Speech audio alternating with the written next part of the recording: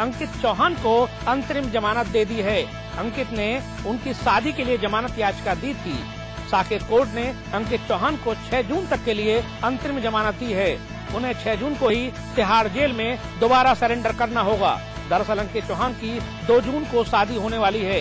अंकित को 1 लाख रुपए के निजी मुचलके और इतनी ही रुपए की जमानत राशि पर बेल दी गई है। गौरतलब है कि पिछले दिनों दिल्ली पुलिस की स्पेशल सेल ने क्रिकेटर श्रीशांत समेत अंकित चौहान और अजीत चंदीला को स्पॉट फिक्सिंग मामले में गिरफ्तार किया था। तब से अंकित जेल में हैं। कोर्ट के फैसले से जहां अंकित चौहान को राहत मिली है, अब देखना यह दिलचस्प होगा कि क्या कोर्ट श्रीसंत और चंदीला के साथ भी नरमी बरतेगा। महेंद्र सिंह धोनी ने एक बार फिर फिक्सिंग पर चुप्पी साधी। बर्मिंघम में हुई प्रेस कॉन्फ्रेंस में महेंद्र सिंह धोनी ने फिक्सिंग पर कुछ नहीं बोला।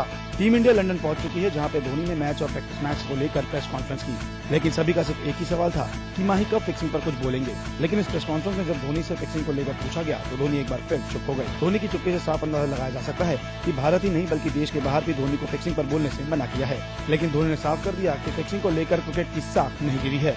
धोनी ने ये भी कहा कि वो फिक्सिंग को लेकर सही वक्त पर बोलेंगे, लेकिन सबके जहन में यही सवाल है कि आखिर धोनी का सही वक्त कब आएगा। प्रदेश में लगातार बिगड़ते बिजली के हालात पर यूपी सरकार में मीटिंगों का दौर जारी है। मुख्यमंत्री ने दफ्तर में बैठते ही प्रमुख सचिव ऊर्जा और बिजली के बड़े अधिकारियों को अपने दफ्तर बुलाया। सूत्रों की माने तो इस मीटिंग में बिजली के हालात सुधारने और निजीकरण पर अगली रणनीति बनाने को लेकर चर्चा हुई। उत्तर प्रदेश में बिजली के हालात बद से बदतर हो रहे हैं। सरकार को इस मामले में हर दिन किरकिरी झेलनी पड़ रही है। राजधानी लखनऊ तक में बिजली की कटौती ने लोगों को सड़क पर आने को मजबूर कर दिया है। हालात इतने बुरे हैं कि बिजली कर्मचारी और बिजली ऑफिस लोगों के निशाने पर है। उत्तर प्रदेश में सरकार इस स्थिति से निपटने के लिए मीटिंगों का दौर चला रही है। प्रमुख सचिव ऊर्जा को मुख्यमंत्री ने दफ्तर में बैठते ही बुलाया। साथ में ऊर्जा विभाग के कई बड़े अफसर थे। मीटिंग में उत्तर प्रदेश में बिजली के बिगड़ते हालात को संभालने और बिजली व्यवस्था को पटरी पर लाने के लिए चर्चा की गई। साथ ही निजीकरण में क्या रणनीति हो, इस पर भी चर्चा हुई है। रणनीति कुछ ऐसी बनाने पर विचार हुआ है कि काम भी हो जाए और कर्मचारी ज्यादा नाराज भी न हो।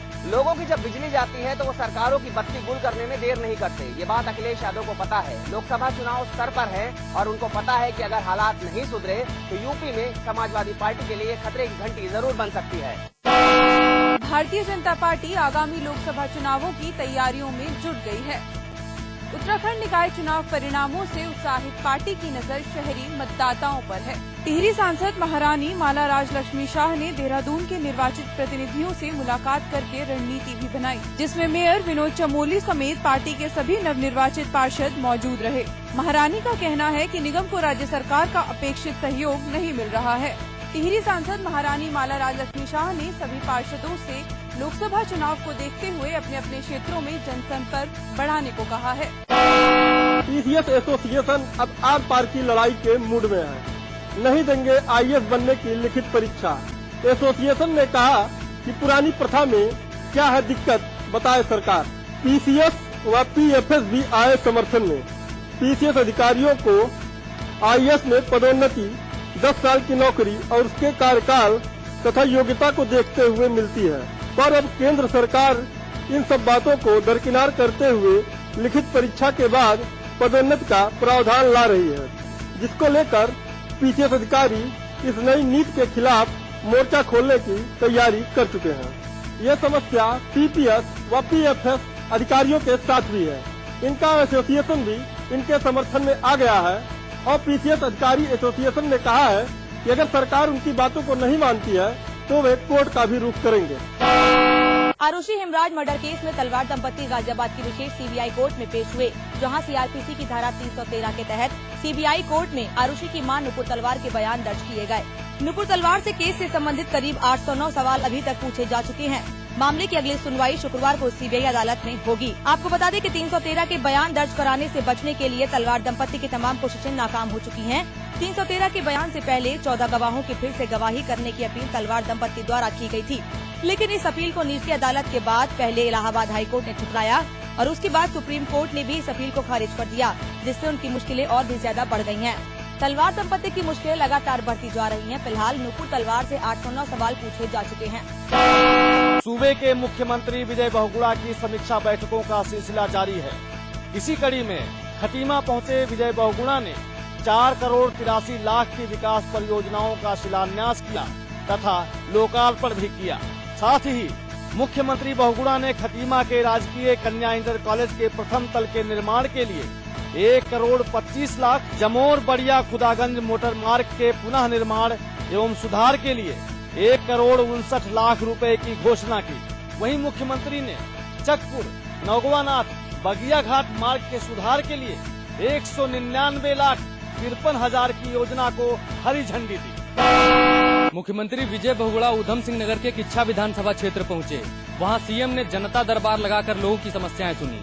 उत्तराखंड के मुख्यमंत्री विजय बहुगुणा इन दिनों प्रदेश के भ्रमण पर हैं। सरकार जनता दरबार कार्यक्रम के तहत जनता से रूबरू होने की कोशिश कर रही है।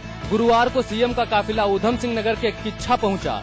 सीएम आए तो जनता भी आई और जनता आई तो परेशानियां भी आई, समस्याएं भी आई, जिसे सीएम ने सुना और घोषणाओं की झड़ी लगाई। 8वीं पास छात्राओं को आगे की पढ़ाई के लिए प्रोत्साहन राशि बांटी। पॉलिटेक्निक और कन्या इंटर कॉलेज खोले जाने की घोषणा भी की। वहीं सीएम ने कार्बेट पार्क में टाइगरों की लाश मिलने पर चिंता जताई और अफसरों की कार्यशैली पर भी चिंतित नजर आए। बद्रीनाथ केदारनाथ महोत्सव यात्रा जब रुद्रप्रयाग पहुंची तो सांसद सतपाल महाराज ने इसमें शिरकत की और साथ ही कट रहे जंगलों पर गहरा शोक जताया। साथ ही कहा कि जरूरी क्षेत्रों को इको सेंसिटिव जोन घोषित किया जाना चाहिए। इसके अलावा केदार घाटी में अनियमितताओं उड़ानों पर लगाम कसने के लिए मुख्यमंत्री से वार्ता करने का आश्वासन भी उन्होंने दिया। वहीं इस दौरान वहां मौजूद केदारनाथ क्षेत्र के विधायक शैला रानी रावत ने कहा कि ऊखीमठ देवी आपदा की धनराशि पूरी न मिलने से प्रभावित को काफी दिक्कतें हो रही हैं। सतपाल महाराज ने कहा कि केदारनाथ की अव्यवस्थाओं पर केंद्र सरकार और राज्य सरकार को गंभीरता से सोचना होगा। कानपुर आईआईटी और पवन हंस ने मिलकर के उद्योग और शिक्षा के विकास के लिए हेलीकॉप्टर की सेवा शुरू कर दी है। ये सेवा 1 तारीख से रेगुलर चालू हो जाएगी। कानपुर आईआईटी से लखनऊ जाना हुआ आसान। पवन हंस के साथ मिलकर हेलीकॉप्टर सेवा का शुभारंभ किया। 1 जून से शुरू हो रही इस सेवा में प्रतिदिन 3 उड़ानें भरी जाएंगी। हेलीकॉप्टर सेवा से महानगर का औद्योगिक और शिक्षा के विकास में लाभ मिलेगा। इस सेवा का शुभारंभ कानपुर आईआईटी के डायरेक्टर इंद्रनील मन्नान और पवन हंस के चेयरमैन अमित श्रीवास्तव ने किया। उड़ान मंत्रालय ने भी इस सेवा को हरी झंडी दिखाई। फिलहाल इस सेवा का आनंद केवल आईटी संस्थान के लोग ही उठा पाएंगे। इसके देखते हुए उद्यमियों में थोड़ी सी नाराजगी जरूर नजर आ रही है। लड़कियों ने मारी बाजी। सीबीएसई बोर्ड के नतीजों में एक बार फिर से लड़कियों ने बाजी मारी है। केंद्रीय माध्यमिक शिक्षा बोर्ड सीबीएसई ने 10वीं कक्षा के परिणाम जारी कर दिए हैं। इस साल कुल 98.76% परीक्षार्थी उत्तीर्ण घोषित किए गए हैं, जो कि पिछले साल की तुलना में लगभग 0.50% अधिक हैं। वहीं दूसरी ओर परीक्षा में शामिल छात्राओं ने छात्रों की तुलना में बेहतर प्रदर्शन किया है। 10वीं की परीक्षा में 98.94% लड़कियों ने बाजी मारी है, जबकि लड़कों का प्रतिशत 98.64 रहा है। इस साल सीनियर सेकेंडरी एग्जाम में कुल 12,57,893 परीक्षार्थी पंजीकृत हुए थे, जो कि पिछले साल की तुलना में 6.67% अधिक था। इसमें से परीक्षा में 12,56,100 परीक्षार्थी शामिल हुए थे। राजधानी लखनऊ में रिजल्ट आते ही हर तरफ जश्न का माहौल देखने को मिला। इतना ही नहीं, सीबीएसई बोर्ड में सफलता हासिल करने वाले लड़के लड़कियों की माने तो उन्होंने कठिन मेहनत से ही ये सफलता हासिल की है। सीबीएसई 10th के एग्जाम में लड़कियों ने एक बार फिर से लड़कों को शिकस्त दे दी है। 98.94% रिजल्ट के साथ लड़कियां इस बार भी अव्वल रही हैं, जबकि लड़कों को नंबर 2 की पोजीशन से ही सब्र करना पड़ा है। आखिरकार इंतजार की घड़ी खत्म हुई और सीबीएसई 10th का रिजल्ट आ गया। इस रिजल्ट ने एक बार फिर से साबित कर दिया कि पढ़ाई लिखाई में लड़कियां लड़कों से काफी आगे हैं। 12वीं की तरह ही 10वीं के रिजल्ट में भी लड़कियों ने लड़कों को पछाड़ दिया। 10th के एग्जाम में 98.94% लड़कियां पास हुई, जबकि लड़कों की सफलता का परसेंटेज 98.64 ही रहा। अपनी इस सफलता पर लड़कियां काफी उत्साहित हैं। दून रेलवे स्टेशन को हर्रा वाले में शिफ्ट करने की कवायद शुरू होती है, उसका विरोध भी शुरू हो गया है।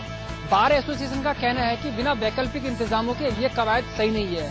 उनका कहना है कि 7 किलोमीटर का रास्ता तय करने में लोगों को तमाम मुसीबतें पेश आएंगी। ब्रिटिशकालीन दून रेलवे स्टेशन को हर्रावाले में स्थापित करने की कवायद शुरू हुई है, लेकिन इसके शुरू होते ही विरोध भी शुरू हो गया है।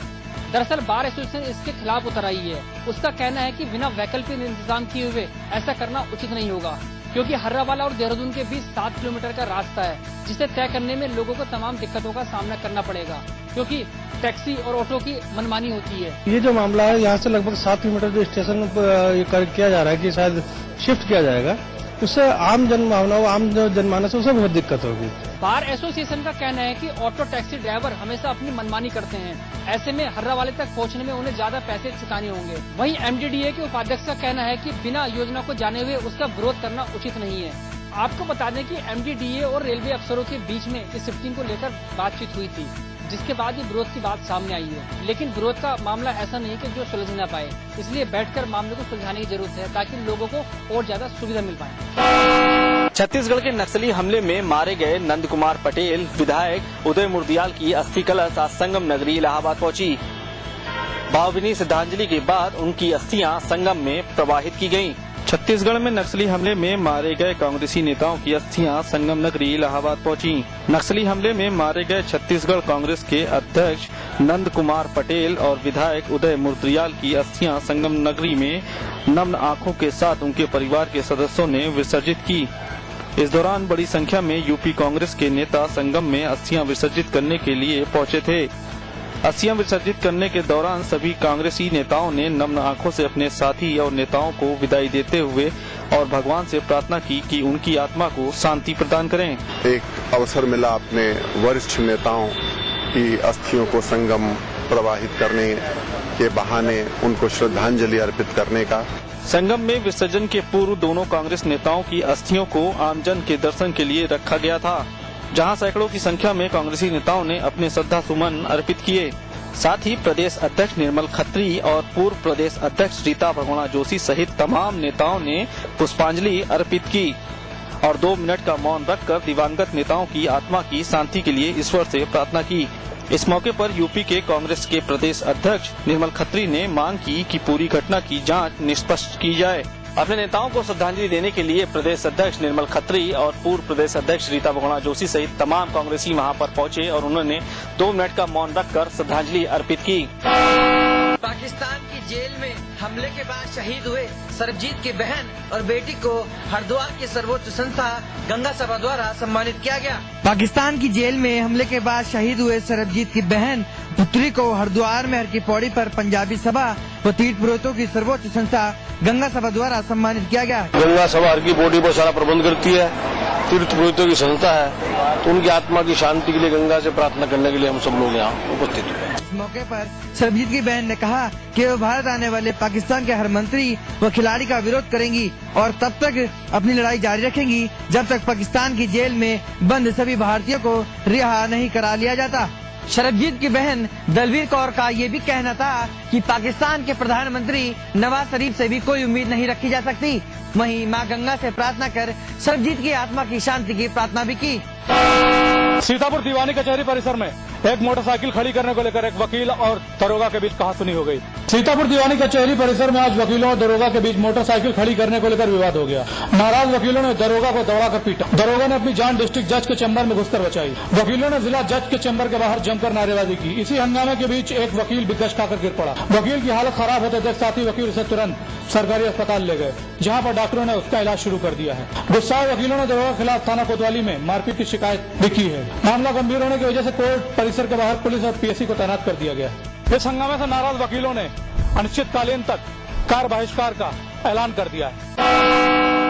मथुरा के बरसाना इलाके के हतिया गांव में ग्रामीणों ने क्राइम ब्रांच टीम पर हमला बोल दिया, जिसमें एक सिपाही की मौत हो गई और एक सिपाही घायल हो गया। घायल सिपाही को आगरा के एक निजी अस्पताल में भर्ती करा दिया गया। वहीं जवाबी कार्रवाई में एक ग्रामीण की भी मौत हो गई। दरअसल आगरा से क्राइम ब्रांच की टीम एक बदमाश को गिरफ्तार करने के लिए मथुरा के हतिया गांव आई थी और बदमाश को गिरफ्तार करके ले जा रही थी। इसी दौरान ग्रामीणों ने पुलिस टीम को घेर लिया और फायरिंग शुरू कर दी।